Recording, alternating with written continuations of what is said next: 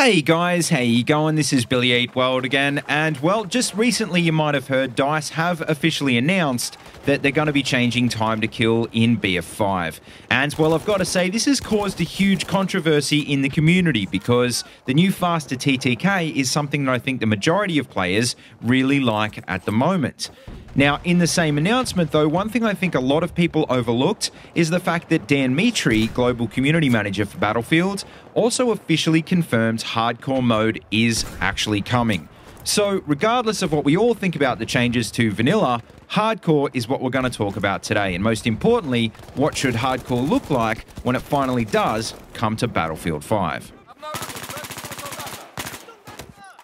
Okay, so to kick off, the obvious thing that makes a hardcore mode hardcore is gonna be the damage model, and some people I think would already argue the current TDK is almost there.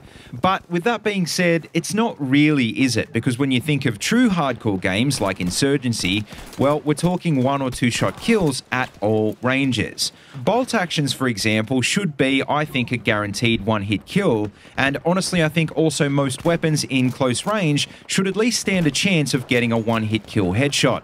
And sure, that might be too intense for some people, but I think fans of hardcore games would probably agree it's really the only way to do it right. Also, in previous games, one thing that hasn't changed too much in hardcore modes is the weapon recoil, and I'm definitely of the opinion that there's got to be a way for DICE to increase the recoil in hardcore to make it more realistic and a lot more challenging. Because, I mean, at the moment, sure, the recoil is more challenging than it has been for a while, but it's still not really that hard to control for veteran players. And in vanilla, there's currently really no reason not to use your weapon in fully auto, for example, and I think increasing the recoil would encourage players to experiment with switching their fire modes instead.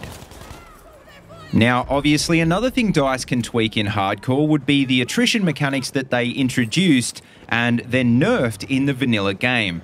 And as I've said in previous videos, a lot of the other new mechanics they added, like the buddy revive system for example, suffered because of this decision.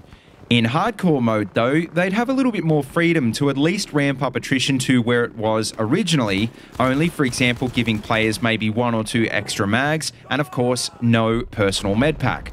And just on that same note, personally I think they should also completely take out health stations from hardcore and just let the medics do their job instead. Also, speaking of medics, well, another thing I've said in a previous video is that one of the big reasons at the moment reviving isn't that useful in vanilla is because the spawn time is just way too short. And I really think in hardcore, DICE needs to punish players for dying a lot more by firstly increasing the spawn time, but also by limiting where you can spawn. I mean, just say you come across an enemy squad and you kill 3 out of 4 players, well, in vanilla, if they don't get revived, they can all just spawn back on the alive player.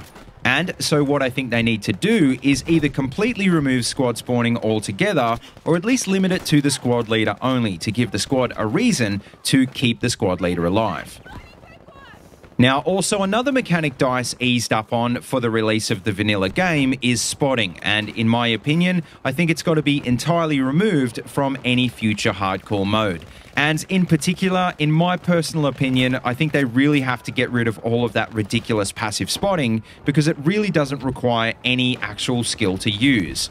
Hardcore should be a mode where you have to think about your actions, you should have to be careful about your movement, and you should also be able to use cover and concealment to stay alive. And although I've got to say it's a lot easier to do this in BF5 than it has been in previous games, I think it'd still be great to see at least one mode where you can actually rely on hiding to survive.